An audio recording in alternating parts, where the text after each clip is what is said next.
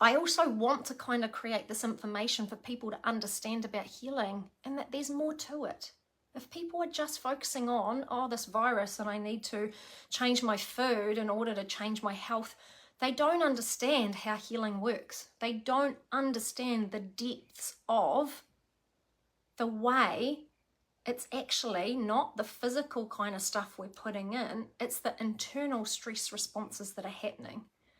Epstein-Barr virus is actually symbolic of a lifetime of stress. And if you're looking at the virus just as the virus in isolation, it's not enough to heal. The thing is, what EBV has done is it's almost taken your trauma, your stress responses, it's used them against you.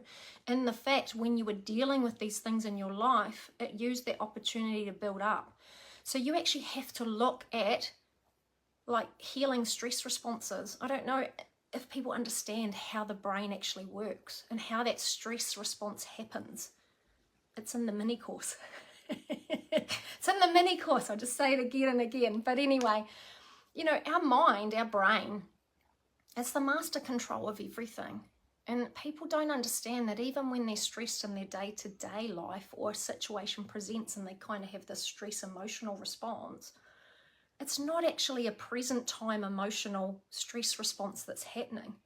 What the brain does is it looks at the situation and it goes, hang on a minute, I'm going to search my database for what this situation represents, and I'm going to see how I need to respond. If you have a lot of unresolved trauma from the past, it will simply kind of attach it, it will look like that, and so you might be having this kind of stress response happen, and it's an automatic, it's like an unconscious process that happens, that we go into the stress response, and while I'm kind of stuck in that level of stress, again, my body can't even re-regulate.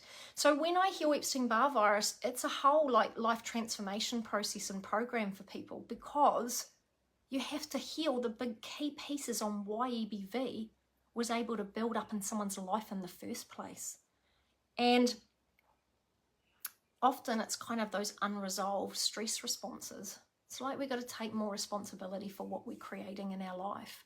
So sometimes when I talk to people as they're coming into my program, and I kind of say, okay, do you know when, you know, even when you had a flare up or these things, and what was going on at the time in your life? And I will often have people say, oh, I know what happened at this point in my life and it just got out of control for me.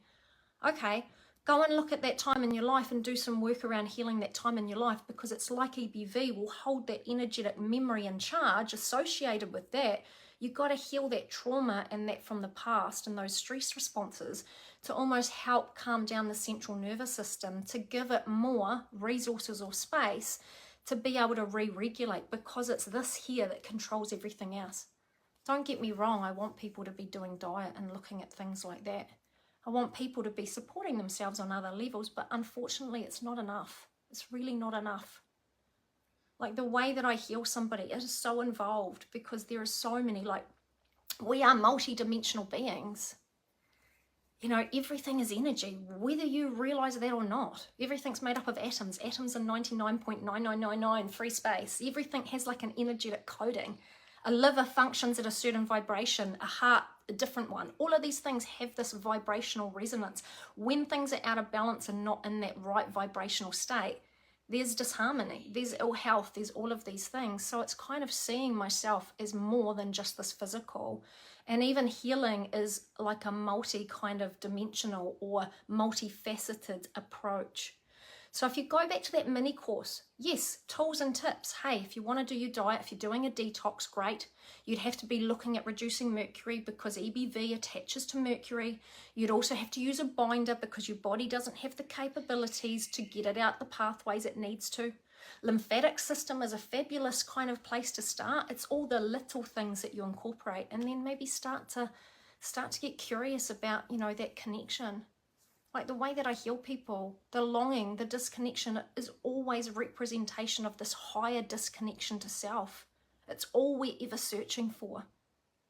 And it's really that I do. Like, I would love to sell the program that I've created as, you know, the highest transformational spiritual healing program a person could do. But again, I am obviously, and to do that, I have to reduce and heal EBV for somebody, to have them, you know, elevate themselves, expand their consciousness, transform their life, step into this kind of higher platform. You know, EBV, it's just so much more than just a virus. It's symbolic of mankind, of the dysfunction, of all of these things. But I would be looking at some of these key things in my life, maybe when EBV kind of really showed up for me.